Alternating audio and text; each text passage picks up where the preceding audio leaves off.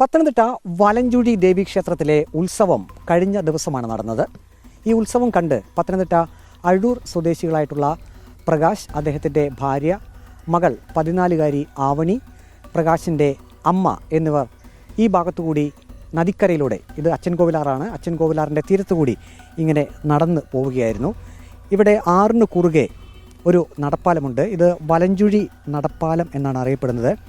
അങ്ങനെ അച്ഛനും അമ്മയും മകളും മുത്തശ്ശിയും ഇപ്പോൾ ഈ കാണുന്ന നടപ്പാലത്തിൻ്റെ പടികൾ കയറി മുകളിലേക്ക് ചെല്ലുന്നു. അതിനുശേഷം ഇവർ നടപ്പാലത്തിൽ കൂടി ഒരുമിച്ച് മറുകരയിലേക്ക് നടന്നു പോവുകയാണ്.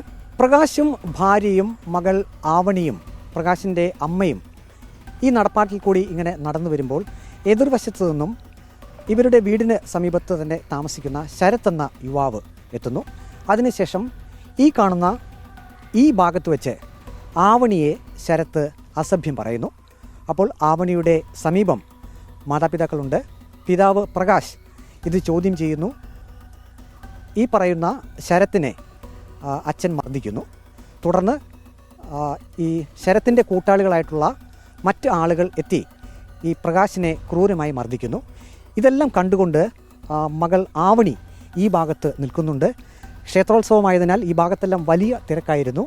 ആ സമയം, അതായത് പിതാവ് പ്രകാശിനെ ശരത്തും കൂട്ടരും മർദ്ദിക്കുന്നത് കണ്ട് ആവണി ഈ ഭാഗത്തു നിന്നും, നടപ്പാലത്തിൻ്റെ ഈ ഭാഗത്തു നിന്നും എടുത്ത് അച്ഛൻ കോവിലാറ്റിലേക്ക് ചാടുന്നു. ഈ സമയം അമ്മ പറയുന്നു മകൾ എടുത്ത് ചാടിയെന്ന് പറയുന്നു. പ്രകാശും കൂടെ നദിയിലേക്ക് ചാടുന്നു. പക്ഷേ ആവണിയെ രക്ഷപ്പെടുത്താനായില്ല. ആവണി അച്ഛൻ കോവിലാറ്റിൽ മുങ്ങി മരിച്ചു. പോലീസ് FIR-ൽ പറയുന്നത് ആവണി നദിയിലേക്ക് ചാടിയ സമയം ആവണിയുടെ സഹോദരൻ ഇവിടെ ഉണ്ടായിരുന്നു എന്നുള്ളതാണ്. സഹോദരനും ഈ പറയുന്ന ശരത്തും തമ്മിൽ സംഘർഷം ഉണ്ടാവുകയും അതിനെ തുടർന്ന് അച്ഛൻ ആ വിഷയത്തിൽ ഇടപെടുകയും പിന്നീട് അച്ഛനെ ശരത്തും കൂട്ടരും മർദ്ദിക്കുന്ന അവസ്ഥയിലേക്ക് കാര്യങ്ങൾ എത്തി എന്നാണ് FIR-ൽ പറയുന്നത്. ഒപ്പം തന്നെ അച്ഛനെ മർദ്ദിക്കുന്നത് കണ്ട് മനോവിഷമം മൂലം ആവണി നദിയിലേക്ക് എടുത്തു ചാടി എന്നാണ് പോലീസ് FIR-ൽ പറയുന്നത്.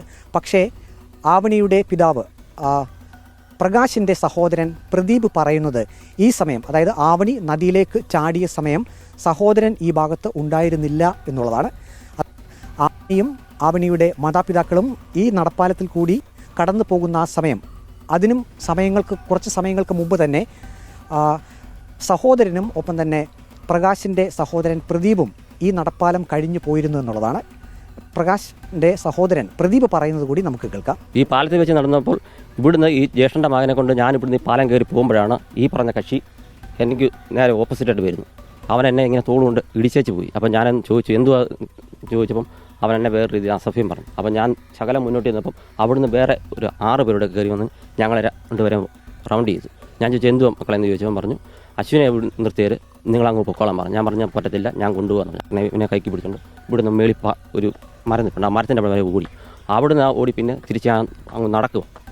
CIT ഓഫീസിൻ്റെ അവിടെ ചെന്നപ്പോഴാണ് ആദ്യം ഒരു പോലീസ് ജീപ്പ് വരുന്നു. അതിൻ്റെ പുറകെ ഒരു ഫയർഫോഴ്സ് വണ്ടി വരുന്നു. അന്നേരം ഇവനെ ഫോൺ വന്നു.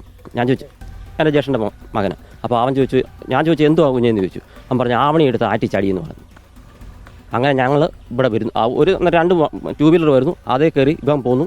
ഞാൻ ശകലോടെ മുന്നോട്ട് വന്നൊരു ഓട്ടോക്കാരൻ ഉണ്ടായിരുന്നു. അദ്ദേഹത്തോട് പറഞ്ഞ് ഇന്ന കാര്യം ഇവൻ പറഞ്ഞപ്പം പുള്ളി എന്നെ ഇവിടെ കൊണ്ട് ഇറക്കി വിടുന്നത്.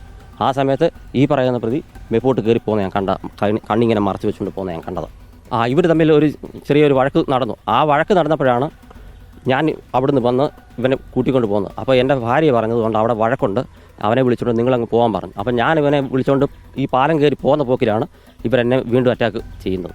ജ്യേഷ്ഠൻ്റെ മകളും എല്ലാം കൂടെ ഈ വഴി പോകുമ്പോഴാണ് ഇവനെ ഇങ്ങനെ ഒരു അറ്റാക്ക് ചെയ്യുന്നത്. അതായത് പാലത്തിനാകപ്പാടെ വീതിയോ മറ്റു കാര്യങ്ങളോ ഒന്നുമില്ല. ഇവർ 4-5 പേരാണ് ഞങ്ങൾ ഫാമിലിയായിട്ട് ഉള്ള ടീം അങ്ങോട്ട് പോയത്. അപ്പോൾ ഇദ്ദേഹം നല്ല മദ്യമായിരുന്നു. മദ്യത്തിൽ ഇവൻ്റെ കൂട്ടുകാരും ചേർന്നാണ് അതായത് എൻ്റെ ജ്യേഷ്ഠൻ്റെ മകളെ അസഭ്യം പറഞ്ഞു. അത് ഒരു അച്ഛനായ അദ്ദേഹം എങ്ങനെ കേട്ട് നിൽക്കും? അതും ഇവനെ ചോദ്യം ചെയ്തു. ആ കൂട്ടത്തിൽ ബാക്കിയുള്ള കൂട്ടുകാരുടെ കൂടി ചെന്ന് എൻ്റെ ജ്യേഷ്ഠനെ ഒരുപാട് ഉപദ്രവിച്ചു. കണ്ടുകൊണ്ടിരുന്ന സമയത്ത് മോള് എടുത്ത് ആറ്റിച്ചാടുകയായിരുന്നു ചെയ്തു. ആവണിയും മാതാപിതാക്കളും ഈ നടപ്പാലത്തിലേക്ക് പ്രവേശിക്കുന്നതിന് കുറച്ച് സമയം മുമ്പ് ആവണിയുടെ സഹോദരനും ഒപ്പം തന്നെ ഈ ശരത്തും തമ്മിൽ വാക്കുതർക്കവും അടിപിടിയും നടന്നിരുന്നു. ഈ സമയം പ്രകാശിൻ്റെ സഹോദരൻ പ്രദീപ് അവിടേക്ക് ചെല്ലുകയും ആവണിയുടെ സഹോദരനെ ഇവിടെ നിന്ന് കൂട്ടിക്കൊണ്ടു പോവുകയും ചെയ്തു. ആ രണ്ടുപേരും ഇതേ നടപ്പാലത്തിൽ കൂടിയാണ് കടന്നുപോയത്. ഇവിടെ നിന്നും ഏകദേശം 1.5 കിലോമീറ്റർ ദൂരെ ചെന്നപ്പോൾ എതിർവശത്തു നിന്നും പോലീസ് വാഹനവും ഒപ്പം തന്നെ ഫയർഫോഴ്സ് വാഹനവും വരുന്നത് കണ്ടു. ഉടൻ ആ സമയത്ത് തന്നെ ആവണിയുടെ സഹോദരൻ്റെ ഫോണിലേക്ക് ഒരു ഫോൺ കോൾ വരികയും ഇതുപോലെ ആവണി നദിയിലേക്ക് ചാടി എന്നുള്ള വിവരം അറിയിക്കുകയും ചെയ്തു. ഉടൻ തന്നെ കിട്ടിയ ബൈക്കിൽ കയറി ആവണിയുടെ സഹോദരൻ ഈ സംഭവ സ്ഥലത്തേക്ക് എത്തുകയും ചെയ്തു. തൊട്ടുപുറകെ മറ്റൊരു വാഹനത്തിൽ പിതാവിൻ്റെ സഹോദരൻ പ്രദീപും ഈ സംഭവ സ്ഥലത്തേക്ക് എത്തി. ക്ഷേത്രോത്സവം കഴിഞ്ഞ് ആവണിയും മാതാപിതാക്കളും ഈ വലഞ്ചുഴി നടപ്പാലത്തിൽ കൂടി കടന്നു പോകവേ എന്തിനാണ് ശരത്തും കൂട്ടരും ഈ ഭാഗത്തേക്കെത്തി ആ നടപ്പാലത്തിൽ വെച്ച് പ്രകോപനം ഉണ്ടാക്കിയത്? അതാണ് ആവണിയുടെ മരണത്തിലേക്ക് നയിച്ചത് എന്നാണ് ബന്ധുക്കൾ പറയുന്നത്.